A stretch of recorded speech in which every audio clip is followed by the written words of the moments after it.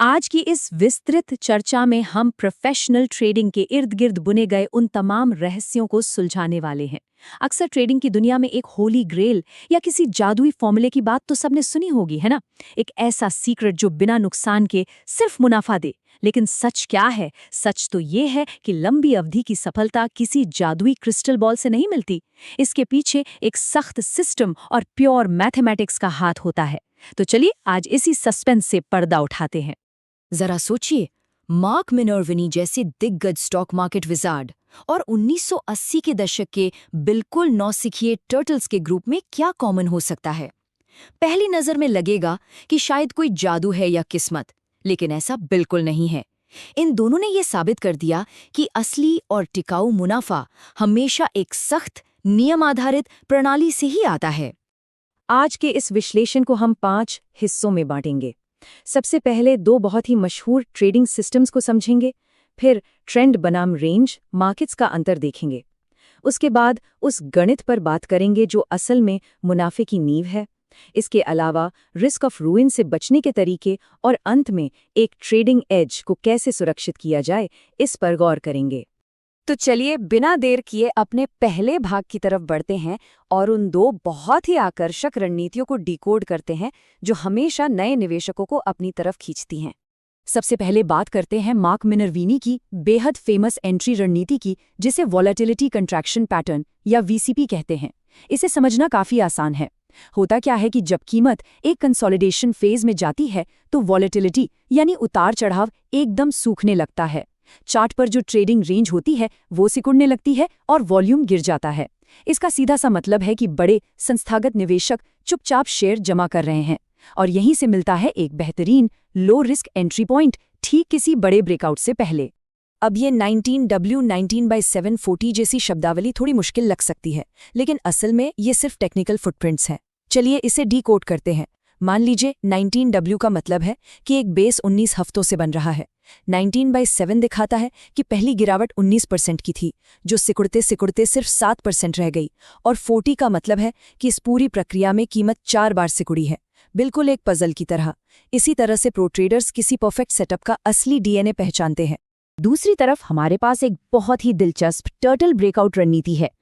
1980 के दशक में रिचर्ड डेनिस और विलियम एकहार्ट के बीच एक शर्त लगी थी कि क्या ट्रेडिंग सिखाई जा सकती है। डेनिस ने कुछ बिल्कुल नए लोगों को चुना और उन्हें एक मैकेनिकल सिस्टम सिखाया। नतीजे बिल्कुल चौंकाने वाले। इस प्रयोग ने साबित कर दिया कि सिर्फ सख्त नियमों का पालन करके भी छप्पर फाड़ रिटर्न पाया जा सकता है। ये पूरा सिस्टम लंबे मार्केट ट्रेंड्स को राइड करने के लिए डिजाइन किया गया था।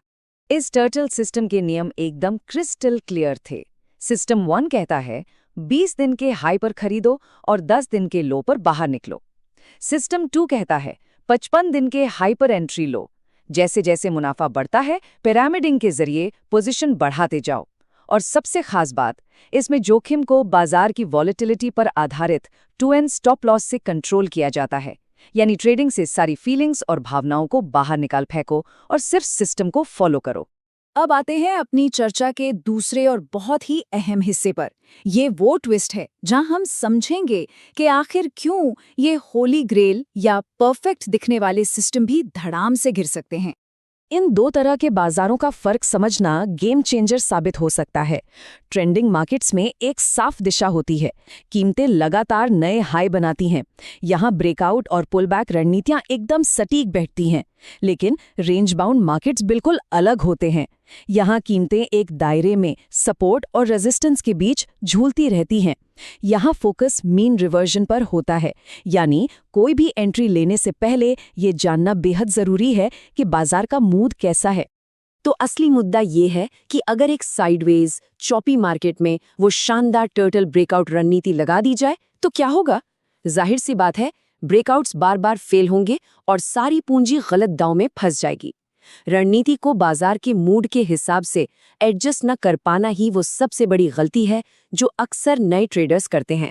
सही संदर्भ नहीं तो सबसे अच्छी रणनीति भी किसी काम की नहीं।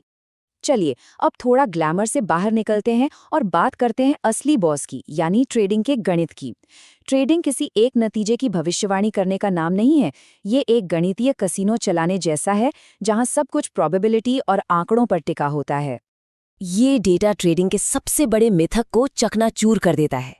देखिए, ट्रेडर ए का विन रेट 70% है, बहुत बढ़िया। वहीं ट्रेडर बी का विन रेट सिर्फ 35% है। लेकिन जरा शुद्ध लाभ तो देखिए, दोनों का प्रॉफिट बिल्कुल सेम है, $8,000। कोई जादू नहीं है ये सिर्फ रिस्क रिवॉर्ड अनुपात का कमाल है। ट्रेडर ए 1:1 का इस्तेमाल करता है और ट्रेडर बी 3:1 का। इससे साफ साबित होता है कि सिर्फ ज्यादा बार सही होना ही मुनाफे की गारंटी नहीं है। तो फिर किसी सिस्टम की ताकत कैसे नापे? इसके लिए एक्सपेक्टेंसी या उम्मीद की गणना की जाती है। बहुत सिंपल सा फॉर्मूला है। पहले विन रेट को औसत जीत की रकम से गुणा करें, फिर लॉस रेट को औसत हार की रकम से गुणा करें। अब जीतने वाले रिजल्ट से हारने वाले रिजल्ट को घटा दें। बस ये गणितीय फॉर्मूला हमें बताता है कि मुनाफे तक पहुंचने का सिर्फ एक नहीं बल्कि कई रास्ते हो सकते हैं। और ये बात दिमाग में बिठा लेनी चाहिए कि अगर इस गणितीय एक्सपेक्टेंसी का रिजल्ट नेगेटिव आता है तो दुनिया का कोई भी अनुशासन, कोई भी मोटिवेशन किसी ट्रेडिंग अकाउंट को जीरो होने से नहीं बचा सकता।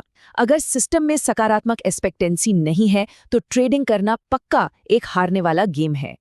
जब एक ट्रेड का गणित समझ आ गया तो अब ये समझना है कि लंबी रेस का घोड़ा कैसे बने। हमारा अगला फोकस है पूंजी को पूरी तरह से डूबने से बचाना।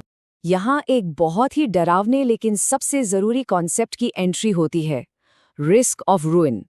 आसान भाषा में ये वो पॉइंट है जहाँ नुकसान इतना भारी हो जाता है कि अकाउंट से रिकवर करना गणित के हिसाब से नामुमकिन हो जाता है।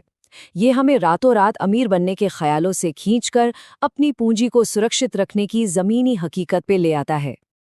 अब इस खतरे को कैसे नापे? इसके लिए मोंटे कार्लो सिमुलेशन जैसे शानदार टूल्स का इस्तेमाल किया जाता है। इसमें बस कुछ इनपुट्स डालने होते हैं: ऐतिहासिक विन रेट, औसत रिस्क रिवॉर्ड रेशियो, प्रति ट्रेड लिया गया जोखिम और अधिकतम बर्दाश्त करने लायक ड्रॉडाउन। इन आंकड़ों से हम अपनी रणनीति को किसी भी मुश्किल दौर यानी लगातार होने वाले नुकसान के लिए स्ट्रेस टेस्ट कर सकते हैं। और यहीं से निकल कर आता है वो सबसे बड़ा बचाव, 1 या अधिकतम 2% जोखिम का नियम। जी हाँ, एक ट्रेड में अपनी कुल पूंजी का 1% से ज्यादा का जोखिम कभी नहीं लेना है। ये रिस्क ऑफ रूइन नाम के राक्षस के खिलाफ हमारी सबसे मजबूत ढाल है। अब इस दिलचस्प तुलना को देखिए, जोखिम में जरा सा अंतर कितना बड़ा प्रभाव डालता है। अगर लगातार 6 ट्रेड हार जाते हैं और जोखिम सिर्फ 0.5% है तो कुल नुकसान सिर्फ 3% होता है।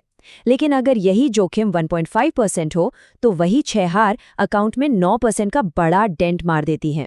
ये गणित साफ साफ बताता है कि नुकसान को छोटा रखना क्यों इतना क्रूशियल है। अब हम अपनी इस चर्चा के आखिरी पड़ाव पर आ गए हैं। इन सारी बातों को एक साथ पिरोते हैं और देखते हैं कि वो कौन सी व्यवहारिक आदतें हैं जो बाजार में हमारी सांख्यिकीय बढ़त या ट्रेडिंग एज को एकदम पक्का कर देती हैं। कुछ कड़े नियम बांधने होंगे। सबसे पहले बाजार के टॉप और बॉटम की भविष्यवाणी करना छोड़ना होगा। ये मान लेना होगा कि नुकसान तो होगा ही, ये इस बिजनेस का हिस्सा है। अपनी पोजीशन साइज को बहुत ही बेरहमी से कैलकुलेट करना होगा। डॉलर के बजाय मुनाफे और नुकसान को आर मल्टीपल्स में ट्रैक करना सीखना होगा। और हाँ, एक बहुत ही डिटेल्ड ट्रेडिंग जर्नल बनाना होगा।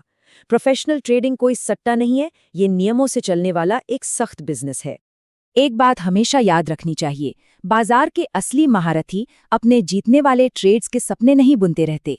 उनका पूरा फोकस इस बात पर होता है कि हारने वाले ट्रेड्स का आकार बिल्कुल छोटा रहे। लंबे समय तक टिकने के लिए एक साधु जैसा कड़ा अनुशासन चाहिए ताकि कोई एक गलत कदम पूरी पूंजी को खतरे में न डाल दे। तो इस पूरी चर्चा का निचोड़ यही है कि ट्रेडिंग के फैसले भावनाओं पर नहीं, शुद्ध गणित के आधार पर होने चाहिए। अंत में एक सवाल अपने आप से जरूर पूछना चाहिए, क्या हमारी आज की रणनीति सिर्फ किस्मत या तुक्के के भरोसे चल रही है, या क्या इसके पीछे एक सॉलिड गणितीय एज है? याद रखिए, लंबे सफर में जीतने वालों को बाकियों से अलग करने वाला असली जादू कोई और नहीं, सिर्फ प्रोबेबिलिटी और गणित ही है।